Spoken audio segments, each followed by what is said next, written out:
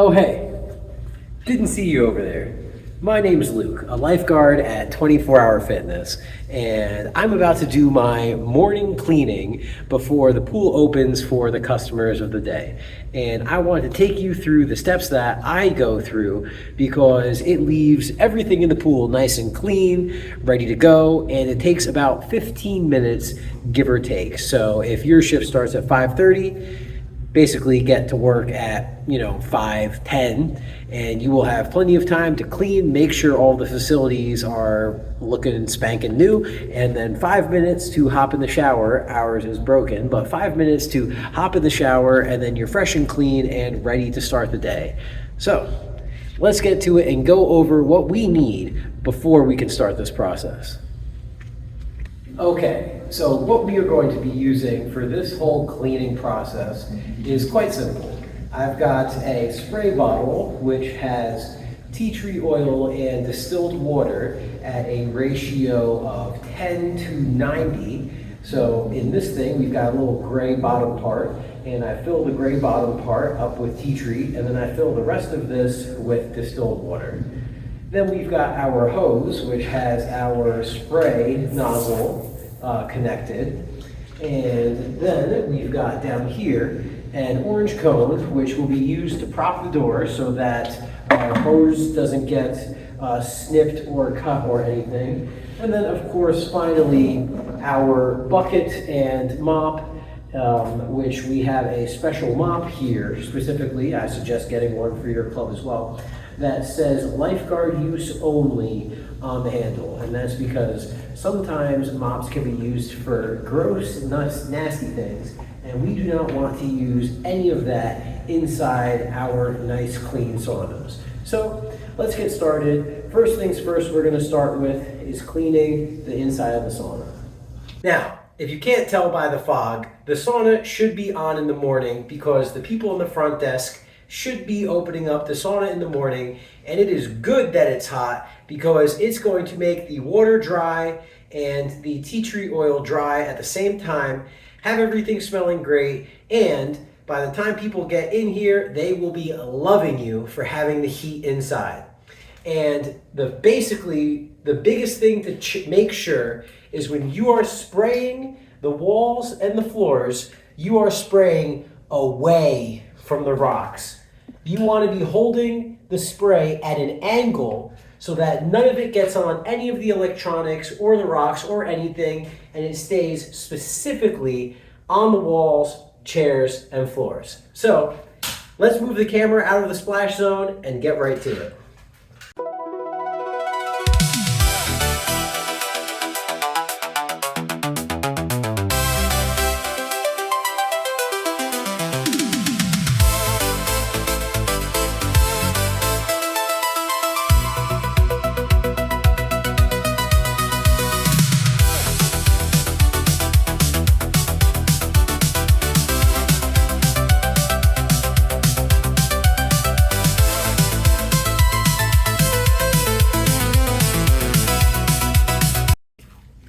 Now, once we finish spraying everything down, we're going to come back and mop. But first things first, we're going to take our tea tree oil and spray it in the corners because it's important to put the tea tree oil in with the walls wet so that everything melts at the same time. Not melts, but everything,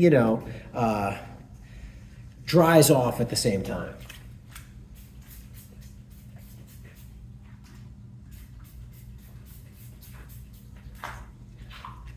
Now let's close the door and work on our next stop, and then we're going to come back and do the mopping afterwards. Next stop is the steam room. And we clean the steam room second because we want the heat from the sauna to build up. We want that to dry out. This right here is going to be wet inside. So it really doesn't matter about drying out. In fact, it's a little bit better if it's wet inside of there. So first we clean the sauna, then we clean the steam. And we're going to do pretty much the same process, except in the sauna, we didn't wash any of the ceiling. In the steam room, we're going to go walls top to bottom in a pattern, Then we're going to go along the bottom of, the bottom of the walls, AKA the steps where people sit. And then we're gonna go to the floor, and then after that, on the way out, we're gonna work our way from the ceiling back. And this is just to make sure that all of the sweat, all of the condensation, all of that buildup from the whole day yesterday is going to get nice, clean, rinsed right off, because the steam room is power washed monthly, and so the tiles itself are clean. It's just a matter of maintaining it and making sure that it's sprayed down every day. So we're going to take our cone, use it to prop the door, and then let's go take a little look inside and how we spray everything down. So like I said, we're going to start on top, work our way across, and then I'll show you a nice little technique for making sure that where everyone sits is nice and clean.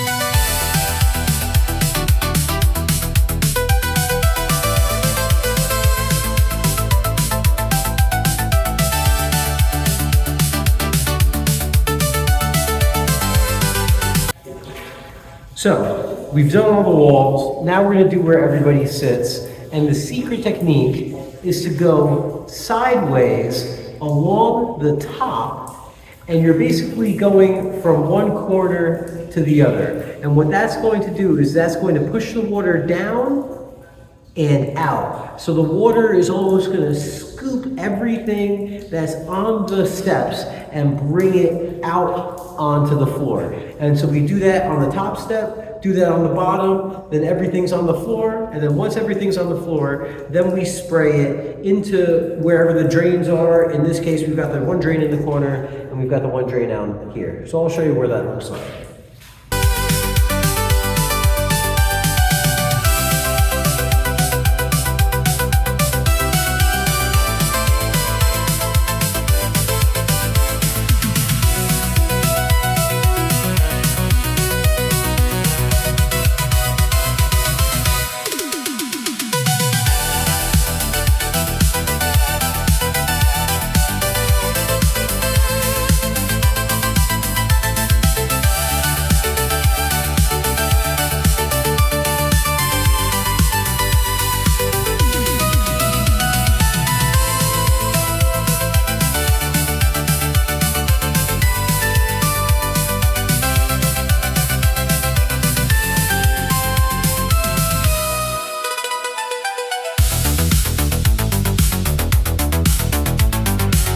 And one thing that's important to note is we have the sensor that's behind this wall.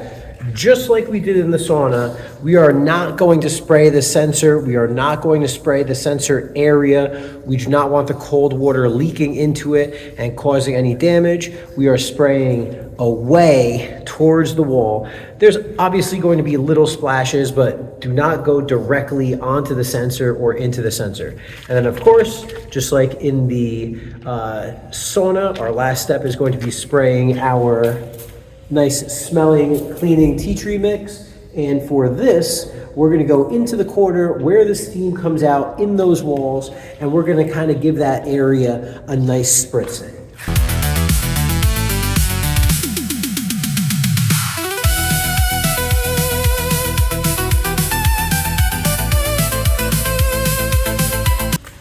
And there we go. Nice clean steam. Okay, so now that we've given our sauna plenty of time to settle, let everything bake a little bit and get ready for the customers, the last thing we're going to do is we are going to go inside and give it a quick mop. And that's again because we've just sprayed the walls, all the walls are drying out, everything's good, right? But the floor has got a little bit of wetness on it from spraying on the walls. It's just what happens. And most of the people, at least here, go in the sauna with their socks, go in the sauna barefoot. And so out of respect for the customer, we just, the seats are clean, yes. The walls are clean, the inside's clean, smells great. But to get in there, you have to step with your feet. So considering that is the case, we will now do a quick little mop. Specifically for this gym and this mop, we've got a little twirling ringing out mop, right? And so the way this works is you've got your standard mopping position, right? And what you do is you raise up the red part, so you can see this is down, you raise it up, right? To where the towel looks like this all around. And that means that this red part is right on the bottom. When you've got that red part on the bottom, you're just going to take it and you are just going to turn it. And you can see the water start to wring itself out as you work it, right? Boom. And then when you're done, you push down and there you go, it wrings it out. Alternatively, you let the mop fall to the bottom, right? Fall all the way to the bottom. You can see the mop is not twisted in any way. It falls right down. And then we take this and we hold the top of the mop. We don't want the whole mop to be the bottom. We want it to be in the top. And with the top out, there we go, we go like this and we bring it out. Either way works, the mop ends up being dry. All right, let's go mop the inside. Now, this is why this mop is so nice, is because when we're inside, you can just take the mop and wring it out right on top of the drain, right inside. Nice and easy. Then we come, and we continue to mop.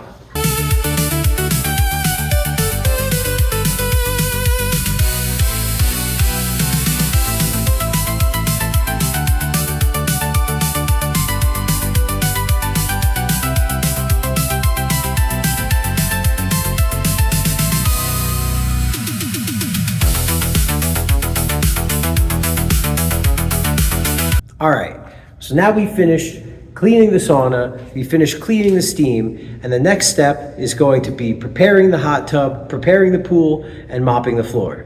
So let's begin with that next step. All right, so now that we finished using up our hose, we're going to put it back on the rack, and you can see obviously the hot tub is right here. So what we're going to next do while we are continuing to mop the floors is we're going to take off the top of the hose and put it in the hot tub. But before we can do that, we need to properly put the hose back on the rack. And this could be a little tricky, but I've got a secret that makes it very easy. The secret is that you leave the water on while you are wrapping the hose, because the water pressure going through the hose will stop it from kinking and bending. Well, there's another secret, and we'll go over that right now. So first, we always start in the direction that the hose is going as it comes out. So if the hose is going to the right, you loop it starting from the right. If the hose is going to the left, you loop it starting from the left. So the hose right now is going to my right, hose left. And you can see already, I can put one hose loop, but then I've got this little kink right here, this little circle. And I mean, you could just put it all together, poorly, which, I have done in the past. I'm not going to admit, pretend like I'm not. However, I'll show you very simply how to get rid of these. So we're going to go to work the hose to go around the top, right? We've got our hose that's, twirling a little bit. And really simply, all we're going to do is literally just take the hose and move it out. Simple. Look at that. Boom. And then we get to another spot where the hose wants to twirl. And what do? We just twirl the hose. And look at that. Wraps perfectly. So now we get over here. We get a couple more hose twirls going on. Oh yeah. Look at that. All you gotta do is twirl the hose. Now, it might take a little bit of getting used to, a little bit of elbow grease, just a little bit. But remember again, you're going to be showering after you're done with all of this.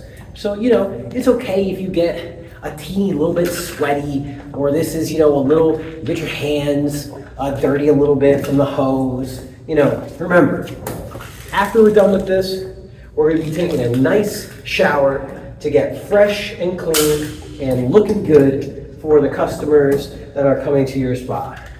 So, bada bing, bada boom, we just keep twirling the hose.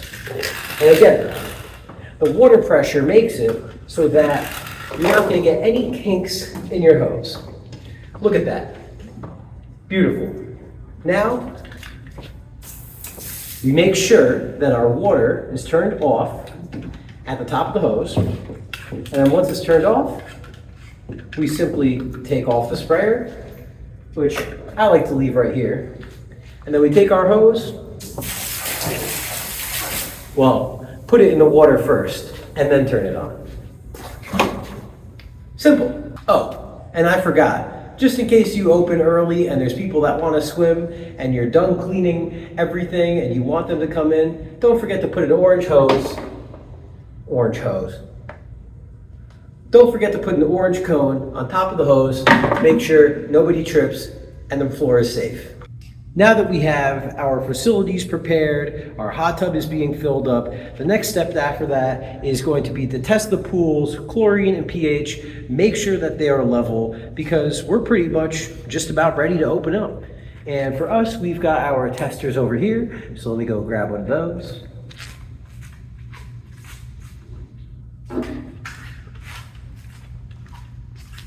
Now, I clean these things out in the water, which cleaning using the water will affect the pH, but it's mainly to get the leftover particles and the little tester fluid and everything out, because I don't want to bring that into the pool.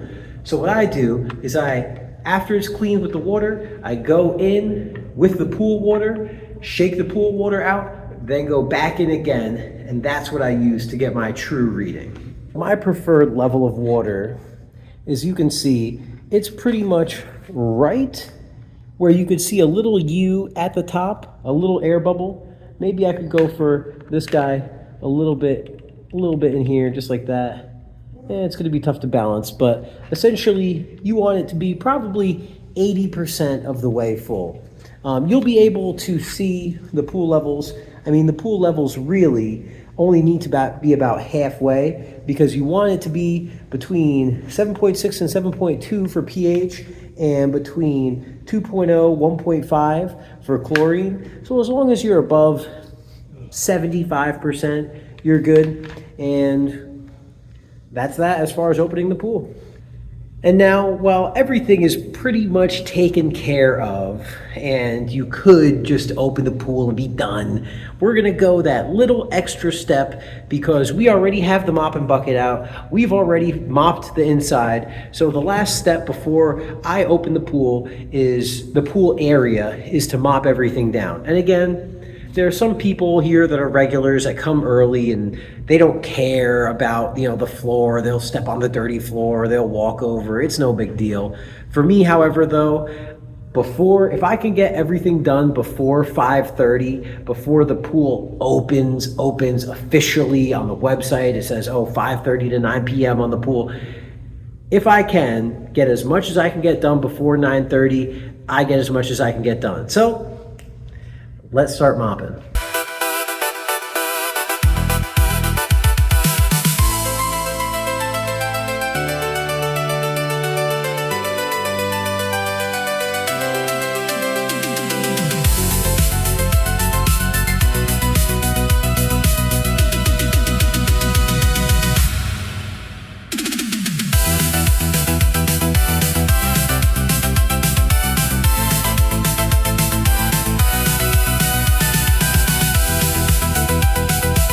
And there we go. Now we've got clean pool facilities. We've got a refilled hot tub. Our pool is tested. Everything's in acceptable levels for chlorine and pH. Everything's nice and clean, smells good, and is ready for the day ahead. And once you get the hang of it, this whole process takes 15 minutes, maybe 20 minutes. You don't have to do anything for the rest of the day. I mean, it's nice if you do a little mopping here and there if the ground gets wet, but I can tell you from personal experience, and ask anybody, if you are someone who goes here watching this video, ask any of the customers if they appreciate how I take care of the pool. Ask them how they feel when they see their lifeguards caring about it and cleaning up. It makes the world of a difference. You're here for 5 hours. This takes 20 minutes. It is easy as Sunday morning. Is that a saying? I don't even know if that's a saying. Anyway, thanks for watching. I hope you found this useful, and good luck out there.